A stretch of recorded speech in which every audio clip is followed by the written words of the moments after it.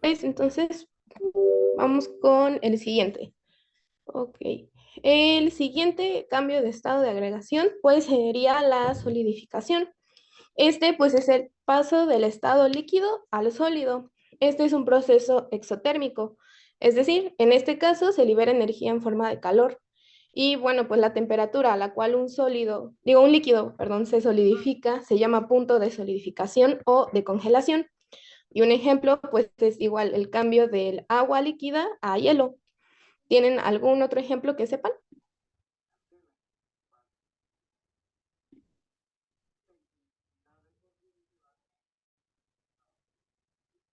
¿Podría ser la gelatina?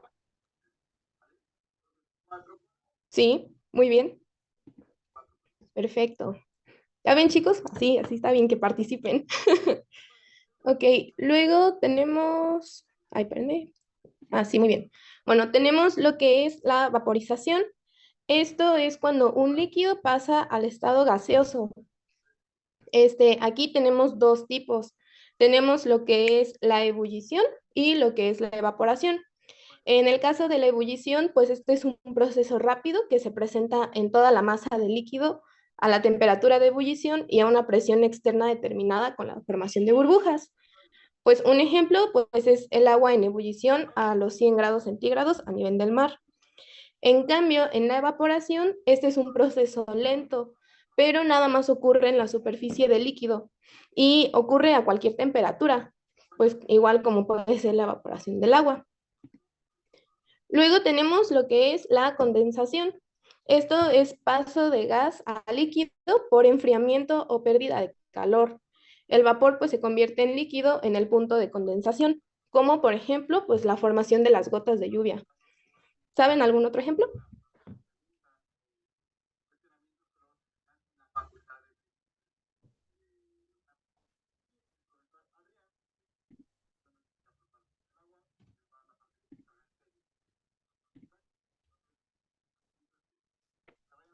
Ok, pues si no se les ocurre ninguno, está bien, entonces pasemos al siguiente.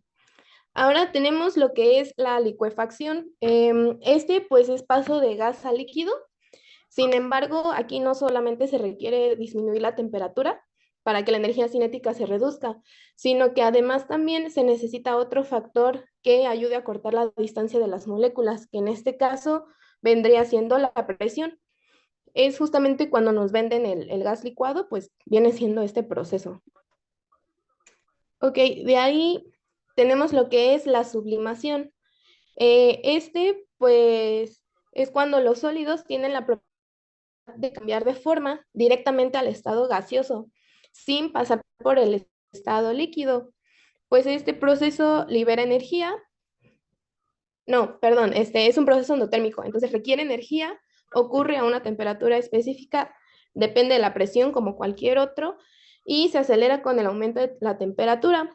Un ejemplo, pues es el hielo seco, que me imagino que sí lo han visto alguna vez. Em, ok.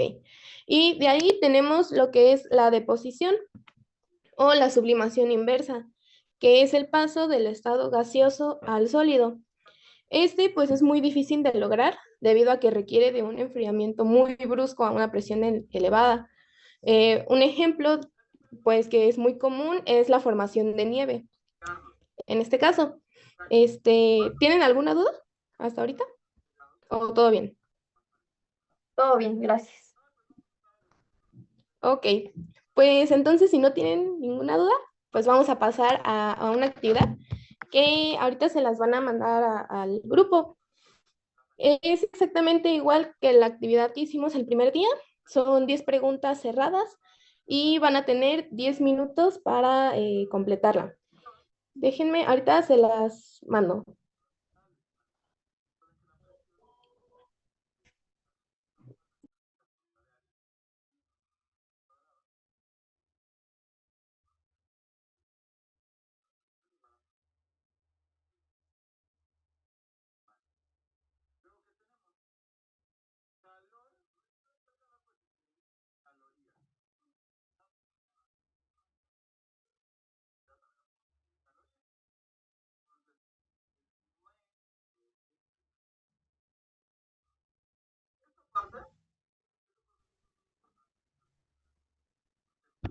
Listo, chicos, ya se los hice llegar por el grupo.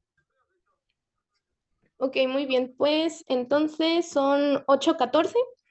A las 8:24 regresamos a la reunión para checar las respuestas y también, pues si hay dudas, quedo pendiente.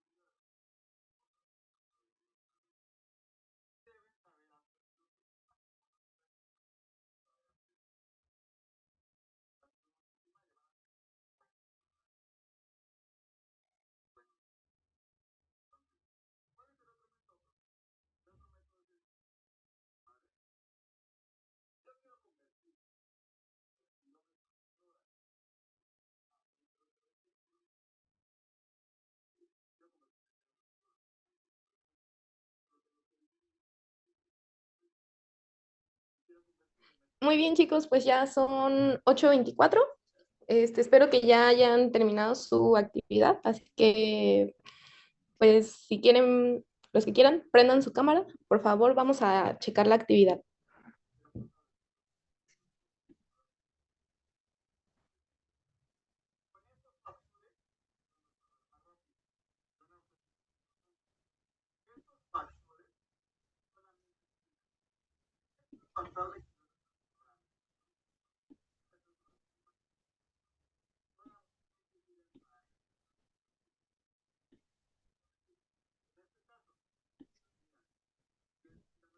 Ok, entonces ahí ya deberían de estar viendo mi pantalla con la actividad. Si me pudieran confirmar ya sea a través del chat o de los micrófonos si la pueden ver, por favor. Ok, muy bien. Entonces vamos a empezar.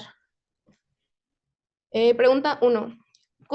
¿Cuál de estos es un estado de agregación de la materia donde las partículas están ordenadas y vibran en posición fija? ¿Gas, líquido, sólido o plasma? Ok, alguien dijo que gas. ¿Alguien más? ¿Una otra respuesta? Ok, vamos a ver en chat. Muy bien, están poniendo sólido, sólido, plasma, sólido. Ok.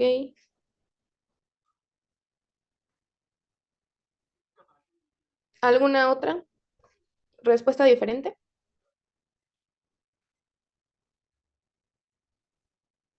Ok, muy bien. Entonces, bueno, la respuesta es sólido. Acuérdense, bueno, lo vimos la primera clase. En el caso del estado sólido de la materia, pues aquí las partículas están ordenadas y pueden formar estructuras cristalinas o amorfas y vibran en una posición fija. En cambio, en el sólido rotan y en un gas, pues es un movimiento lineal. Ok, entonces, pregunta 2. La propiedad que permite a los líquidos resistir fuerzas externas sin romperse, como en las gotas de agua, se llama viscosidad, tensión superficial, compresibilidad o difusión. Ok, algunos están poniendo viscosidad, ok, tensión superficial, compresibilidad, tensión superficial y tensión superficial. Muy bien, efectivamente es la tensión superficial. Si recuerdan, en la clase pasada, pues les había dicho que esta es una propiedad que igual nada más tienen los líquidos. Y pues justamente esa tensión superficial es la que hace que, por ejemplo, en un vaso de agua, aunque tú lo veas muy lleno, todavía el agua no se llegue a derramar. Ok. Ahora, pregunta 3. Cuando el agua hierve a 100 grados centígrados a nivel del mar, ¿qué cambio de fase ocurre? Tenemos fusión, vaporización, sublimación y deposición.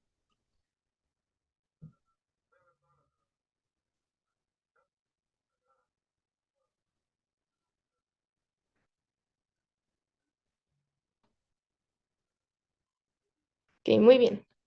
Estoy checando en chat y están poniendo vaporización y alguien puso deposición. Ok. En este caso, la respuesta es vaporización. Deposición no puede ser. En este caso, pues estábamos pasando del estado líquido al estado gaseoso, entonces es vaporización. Ok, pregunta 4. ¿Cuál proceso libera calor al entorno? Es decir, que sea exotérmico. Tenemos fusión del hielo, solidificación de la lava, sublimación del hielo seco o evaporación del alcohol.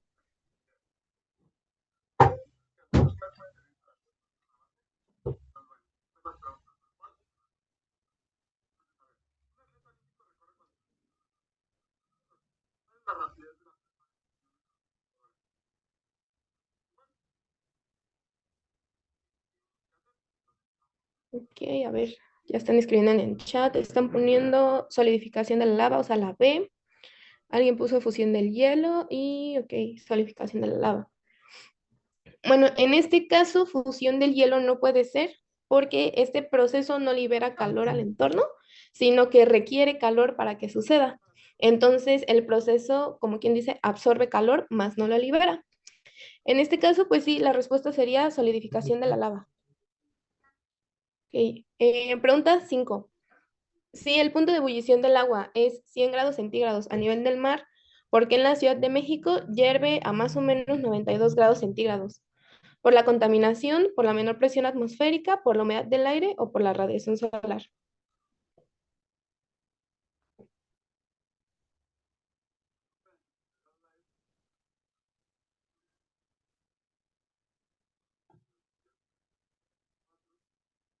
Ok. Muy bien, chicas, ya vi en chat y sí, efectivamente por la menor presión atmosférica. Como les había dicho al inicio, este proceso, o sea, de los cambios físicos, en cuestión de los estados de agregación, pues dependen de dos cosas, de la presión y de la temperatura. Eso siempre, siempre, siempre ténganlo en mente porque les puede ayudar a contestar algunas preguntas. Ok, pregunta 6. ¿Por qué las tuberías de agua pueden romperse en el invierno? ¿Por contracción del metal, por corrosión acelerada, por expansión del agua al congelarse o por cambios en la presión atmosférica?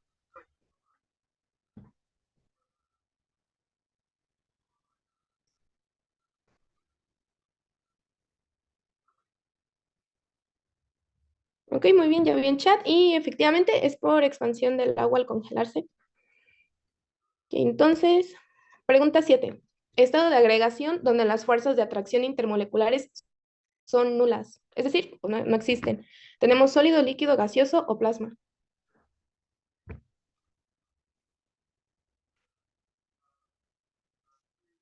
Ok, también muy bien, me da mucho gusto, creo que sí se ha estado entendiendo estos temas.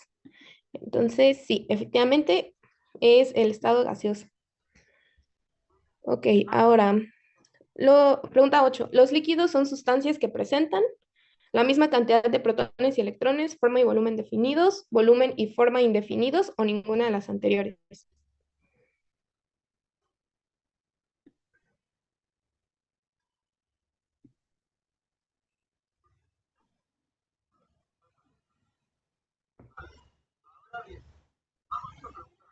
Ok, vamos a ver aquí. Las respuestas sí variaron un poco. Me pusieron A, la misma cantidad de protones y electrones. Me pusieron C, volumen definido y forma indefinida. Me pusieron D, volumen y forma indefinidos y me volvieron a poner C. Ok, aquí la respuesta es la C, es volumen definido y forma indefinida. En el caso de los líquidos, la forma es la que tenga el recipiente y en el caso del volumen, pues sí está como muy bien establecido qué volumen están los líquidos. Ok, ahora, pregunta 9.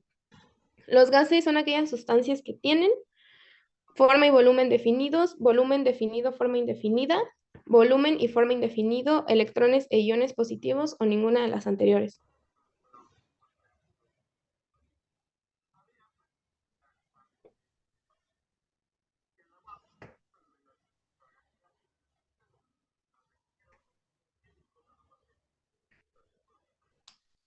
Ok, muy bien, sí, en efecto, esta es la C, volumen y forma indefinidos.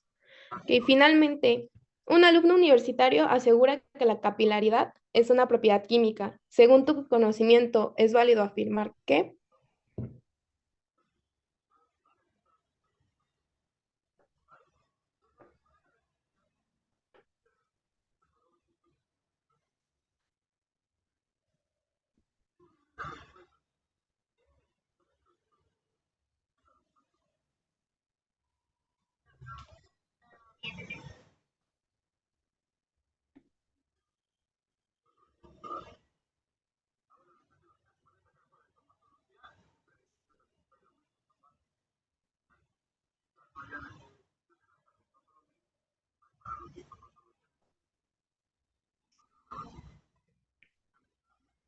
Ok, vamos a ver. Pusieron D, el alumno está en lo cierto, pues es una propiedad intensiva química. También pusieron C, el alumno está en lo incorrecto, ya que es una propiedad extensiva física. Y pusieron B, el alumno se equivoca, pues es una propiedad física. Ok, aquí la respuesta es efectivamente la B. En el caso de la C, sí es una propiedad física, pero la capilaridad no es una propiedad extensiva. Y bueno, en el caso de la D, o sea, sí es intensiva, pero no es una propiedad química. Muy bien. ¿Tienen alguna duda con alguna de las preguntas o así? ¿O todo bien?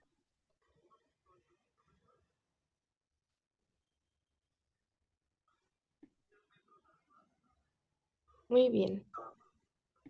Entonces, pues si no tienen dudas, vamos a pasar al siguiente tema. Ok, ahorita les vuelvo a compartir mi pantalla.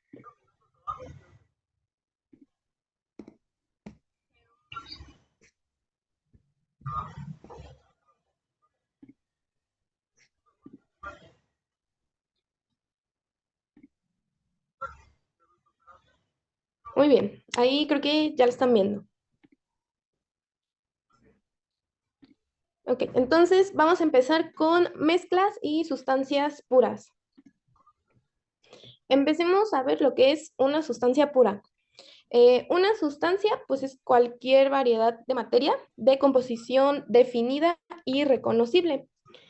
Las sustancias puras, pues tienen su composición fija, es decir, uniforme e invariable, y sus propiedades físicas y químicas son las mismas, sin importar de dónde procedan. Las sustancias puras se dividen en dos grupos. Tenemos los elementos y tenemos a los compuestos. Ok, y aquí les traigo algunas propiedades de las sustancias puras. Em, Primero, pues lo que ya les había dicho, que es una composición fija, están formadas por átomos o moléculas idénticas, como puede ser el agua o el oro puro. También tienen propiedades definidas, es decir, tienen puntos de fusión, de ebullición, densidad y otras propiedades físicas y químicas específicas. Y bueno, también no se separan por métodos físicos, es decir, no se pueden descomponer pues en otras sustancias mediante procesos simples como lo que es la filtración o la destilación. Ok, ahora vamos a ver lo que es un elemento. No sé si se acuerdan en la primera clase que yo les había dicho que los elementos básicamente son los que aparecen en la tabla periódica, pero vamos a profundizar ahora sí un poco más en lo que es un elemento. Bueno, pues un elemento es una sustancia formada por un solo tipo de átomos y no pueden descomponerse ni dividirse en otras sustancias más simples por medios químicos ordinarios. Bueno, estos pues se unen para formar compuestos. Para los primeros químicos, pues los elementos más comunes fueron pues el cobre, la plata, el oro, el azufre, el carbono, que es muy importante, y pues el fósforo. También se definen como la menor cantidad de átomos del mismo tipo que pueden existir en libertad.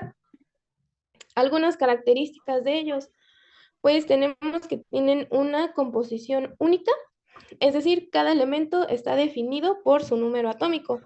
Por ejemplo, en el hidrógeno, pues tiene un número atómico de 1, o el carbono, que tiene un número atómico de 6.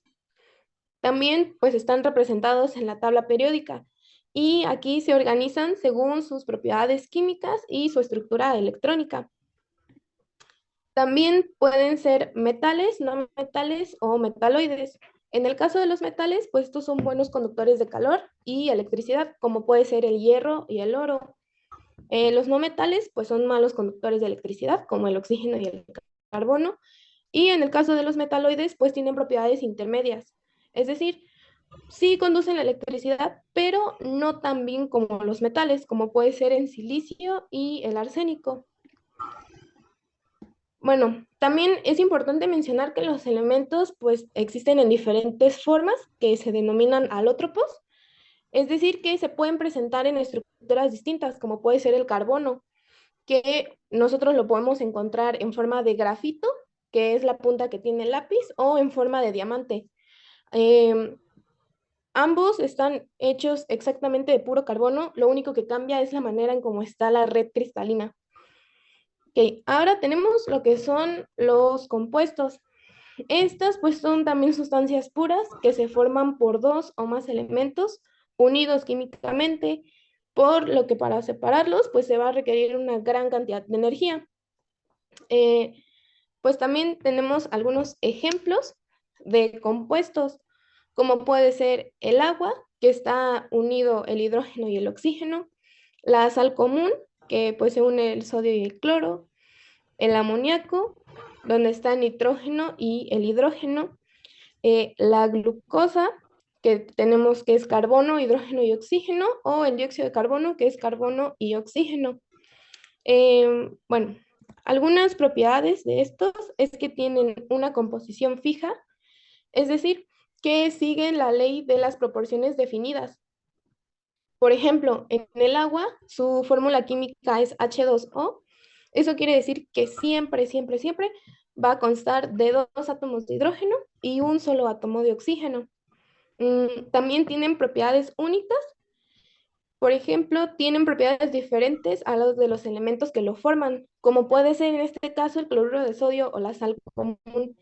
Por ejemplo, el cloruro de sodio pues es comestible, es completamente seguro. Sin embargo, el sodio cuando está solito pues es un metal muy reactivo y muy peligroso. Y el cloro cuando está solito pues es un gas muy tóxico. También tenemos lo que son los enlaces químicos, que bueno, pues aquí los elementos se unen mediante enlaces químicos que pueden ser iónicos, covalentes o metálicos y se representan por fórmulas. Tenemos lo que es una fórmula molecular y la fórmula empírica. La fórmula molecular pues indica en números reales de átomos. Por ejemplo, en la glucosa, que teníamos C6H12O6. O también tenemos la fórmula empírica que muestra la proporción más simple. Es decir, en vez de tener C6H12O6, vamos a tener CH2O. Que bueno, no nos vamos a meter mucho en eso, ahorita no nos interesa, pero pues nada más es como para que tengan el dato.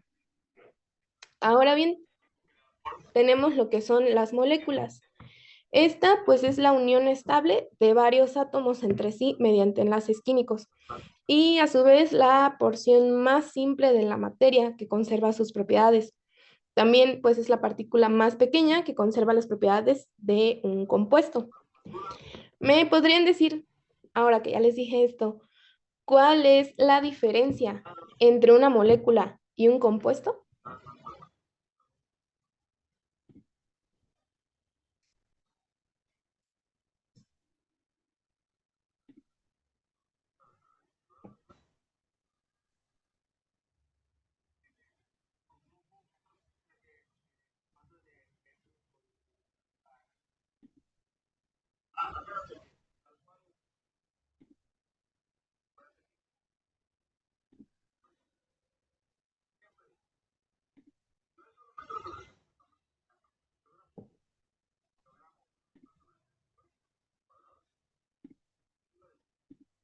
Igual si no saben la diferencia, pues también es válido decir no sé y yo con todo gusto se los explico.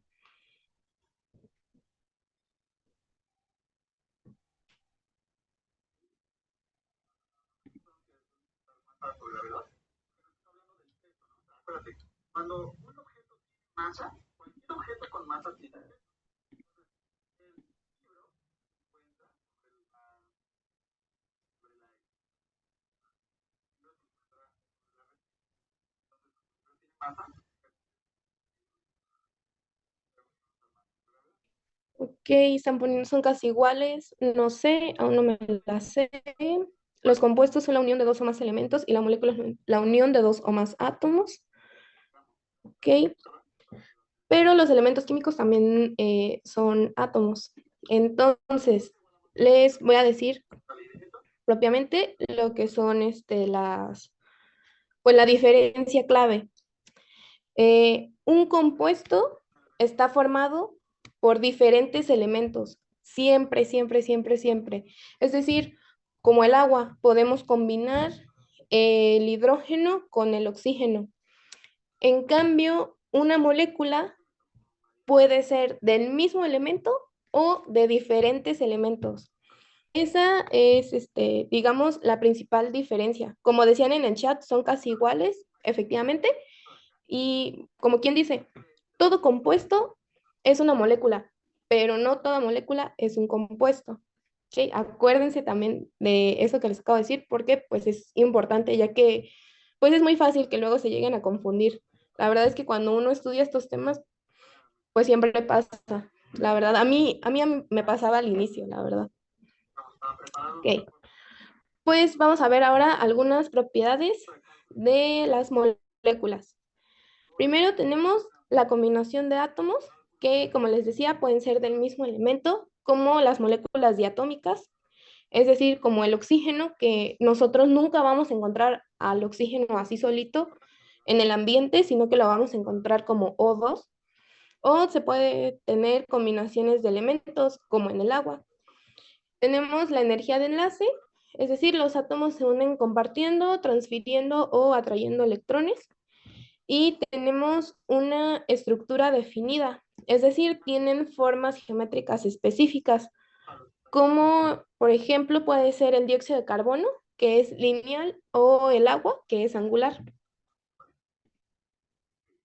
Ok, ahora tenemos lo que son las mezclas. Muy bien. Pues la mayoría de los materiales no pueden clasificarse como sustancias simples puras porque contienen cierto número de diversas sustancias que son más o menos íntimamente unidas. Y bueno, una mezcla no tiene un conjunto único de propiedades, posee la de los materiales de los cuales está compuesto. Por ejemplo, el aire pues es una mezcla de gases y está formado pues de diferentes gases como puede ser el nitrógeno, el oxígeno, vapor de agua y el dióxido de carbono, principalmente, aunque pues tiene más gases. Y cada una de estas sustancias pues exhibe propiedades únicas en la mezcla. La unión física de dos o más sustancias pues es a lo que vamos a denominar mezcla y la estructura interna no cambia cuando se mezclan, por lo tanto las propiedades químicas permanecen constantes. Aquí las mezclas se pueden encontrar en cualquiera de los tres estados de agregación que ya vimos anteriormente. Vamos a ver ahora las características de las mezclas. Ok. Los compuestos de una mezcla se pueden separar físicamente, que más adelante en este tema pues vamos a ver los métodos de separación. Las partículas de los componentes se mantienen unidas por fuerzas de cohesión. También tenemos que los componentes de una mezcla conservan sus propiedades físicas y químicas. La composición de una mezcla es variable, es decir, sus componentes pueden variar en cantidad. Y las propiedades de las mezclas son variables, pues dependen de su composición. ¿Hasta aquí tienen alguna duda o todo bien?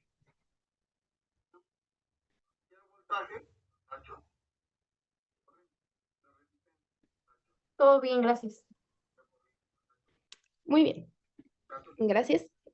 Continuamos.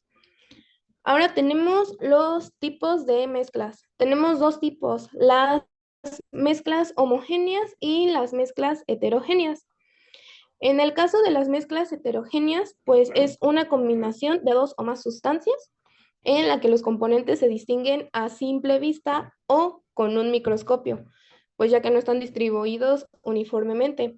A diferencia de las mezclas homogéneas, pues en una mezcla heterogénea las propiedades físicas y químicas varían en diferentes partes del sistema. Ahora bien, en una mezcla homogénea, pues es una combinación de dos o más sustancias donde los componentes están distribuidos uniformemente y no se distinguen a simple vista, ni siquiera con un microscopio. Estas mezclas tienen la misma composición y propiedades en toda su extensión. Okay. Ahora vamos a ver las propiedades de las mezclas heterogéneas. Pues primero, no son uniformes, sus componentes no están bien mezclados y generalmente pueden observarse fases separadas. También se da una separación física. Aquí pues sí se pueden dividir por métodos mecánicos como es la filtración, la decantación, la imantación, etcétera. Algunas partículas también se depositan en el fondo con el tiempo, como cuando mezclas arena y agua, lo revuelves y después de un tiempo la arena va a sedimentar al fondo del vaso. Y también tenemos que el tamaño de partícula es generalmente grande porque va alrededor de los 1000 micrómetros o más. Em, bueno, ahora, ¿me pueden dar algunos ejemplos de mezclas heterogéneas que ustedes sepan?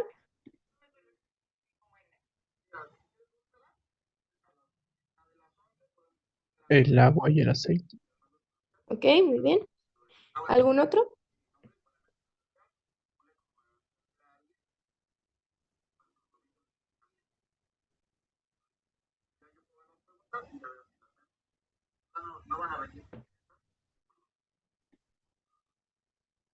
Podría ser la arena y el agua. Muy bien. ¿Algún otro ejemplo que sepan?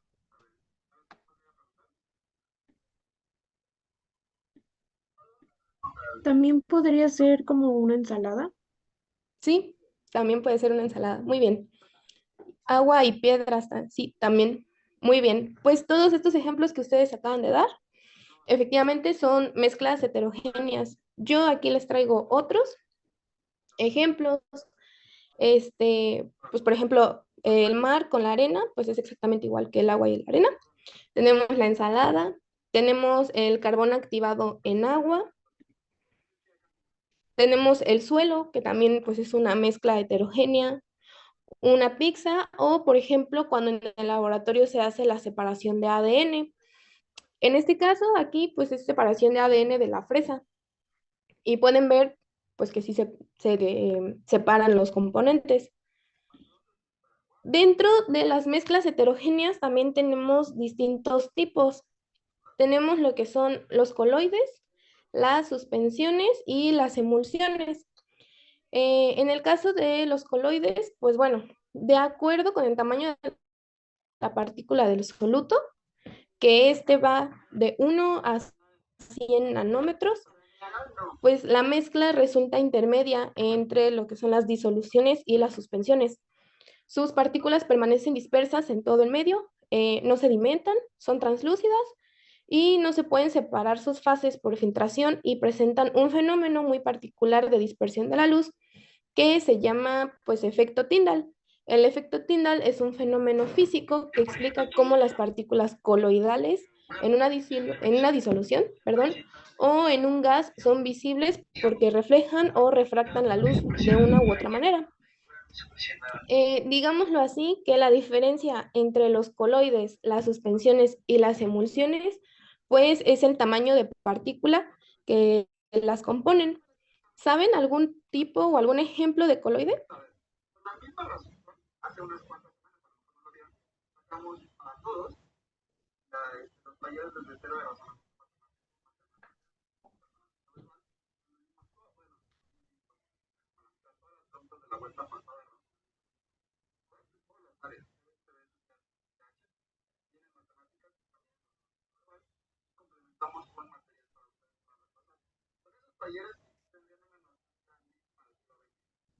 ¿Qué están poniendo en el chat? Yo no sé, no. ¿La leche o la gelatina? Muy bien. Sí, la gelatina. La gelatina es un coloide. Bueno, pues yo les traigo aquí algunos ejemplos de coloides de la vida diaria. Por ejemplo, la niebla, el spray de cualquier tipo, la tinta china, la crema batida, espuma de cualquier tipo, la gelatina y la mantequilla, pues son tipos de coloides que tenemos.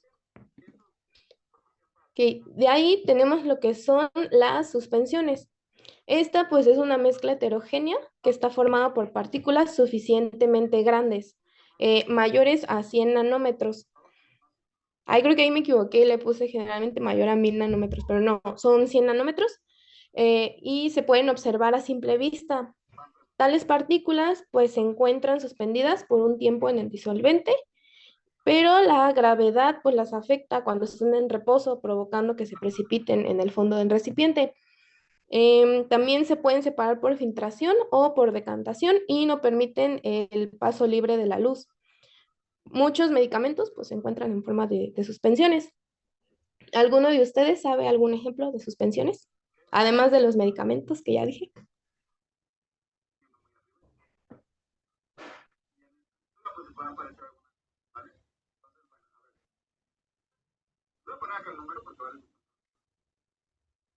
Ok, pusieron que no, pusieron que harina en agua, sí, puede ser una suspensión, muy bien.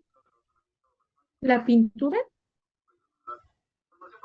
Sí, depende del tamaño de partícula, pero sí, la pintura también, cuando no se ha revuelto, porque bueno, una vez que se revuelve, pues sí, ya puede ser una mezcla homogénea. Ok.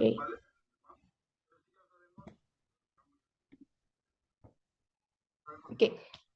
Pues tenemos lo que es la sangre, que aunque pudiera parecer a simple vista una mezcla homogénea, realmente no lo es, porque está constituida de diferentes partículas que al microscopio sí se pueden ver. Em, el jugo de naranja, sí, también el jugo de naranja cuando tiene pulpa, Tenemos los medicamentos, aderezo para ensaladas y el lodo. Muy bien, ahora tenemos lo que son las emulsiones.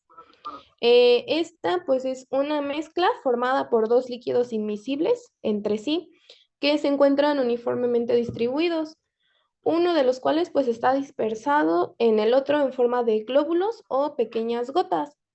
La fase dispersa, discontinua o interna pues es el líquido desintegrado en los glóbulos y el líquido circundante pues es la fase continua o externa. Aquí pues creo que sí están más fáciles los ejemplos. No sé si me pudieran dar uno.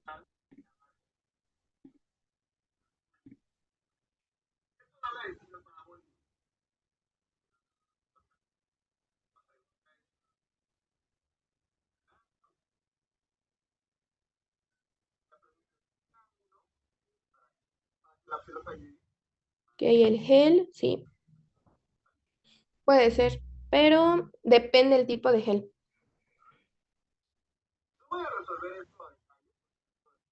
Porque tenemos geles que sí entran en en esta clasificación y hay otros que entran como coloides. Entonces depende mucho el tipo de gel. Si es que nos vamos ahí muy estrictos. La leche sí es una emulsión. Ok. Y aquí está. Pues tenemos lo que es la mayonesa. Tenemos cremas hidratantes que se usan mucho en cosmética e inclusive en farmacéutica también. Algunas vacunas están en forma de emulsión. La mantequilla, pues el helado, el shampoo, el protector solar, etcétera. Ok. Ahora tenemos propiedades de mezclas homogéneas. Estas pues tienen una apariencia uniforme, es decir, pues no se ven separadas las fases, como el agua con sal, que parece pues completamente transparente. También son muy estables ya que no sedimentan con el tiempo.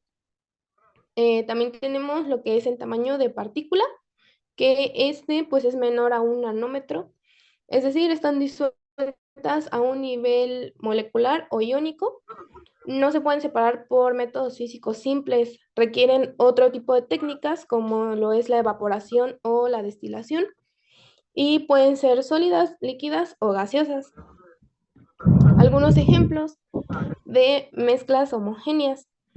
Pues tenemos lo que es el alcohol, tenemos también el oro de 18 quilates, el suero fisiológico, el té, el vidrio y pues también algunas aleaciones. Dentro de los tipos de mezclas homogéneas tenemos lo que son las disoluciones. Estos pues son un sistema monofásico de dos o más componentes a las sustancias, bueno, que se encuentran en mayor proporción, pues se les llama disolvente y las que se encuentran en menor proporción, pues es el soluto. Esto pues es como una regla general, digámoslo así, porque puede que haya veces que el soluto esté en mayor cantidad que el disolvente, pero comúnmente pues el soluto es el que está en menor cantidad y el disolvente es el que está en mayor cantidad. Ahora, tenemos algunas propiedades de las disoluciones. Bueno, estas pues son transparentes generalmente o incoloras o coloridas dependiendo del tipo de disolución. Las fases no se pueden separar por filtración. El tamaño de partícula del soluto pues, fluctúa entre 0,1 y 1 nanómetro, es decir, muy pequeño. Y sus partículas se encuentran en constante movimiento y no sedimentan. Hasta aquí, ¿tienen alguna duda o está todo bien?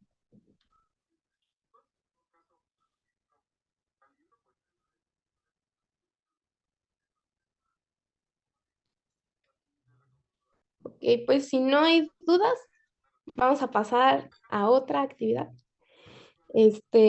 Solamente para que quede claro, la verdad yo sé que en esta actividad sí van a haber como muchas dudas, no se preocupen, es normal.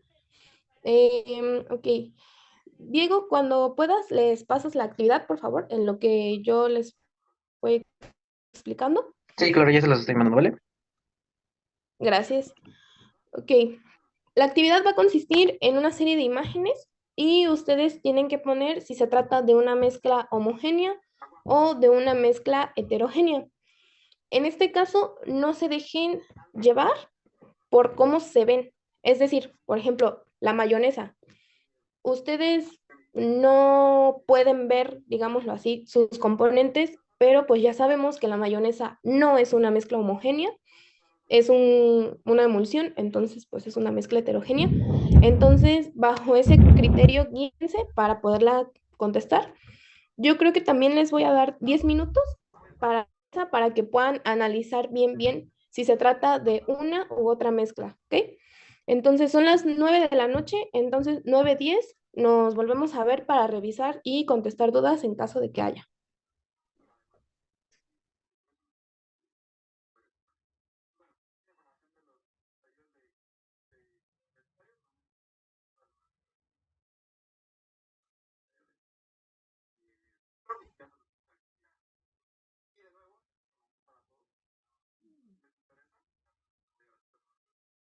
Sacamos hace 2 semanas unos talleres de tercero de las matemáticas,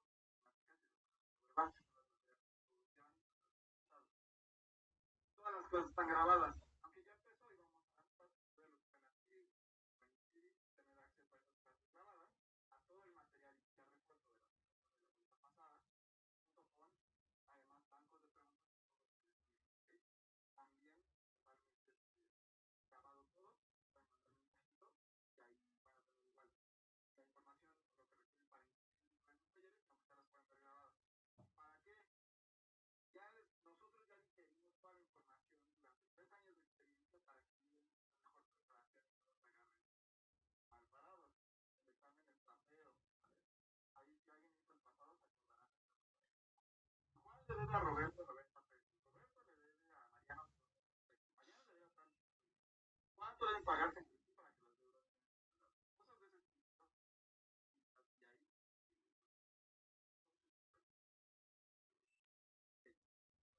bueno, ya todo, ¿vale?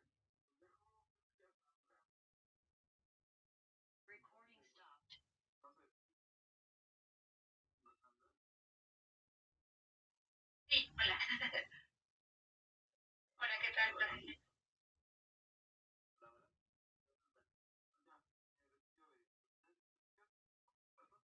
están viendo las 11, ¿va?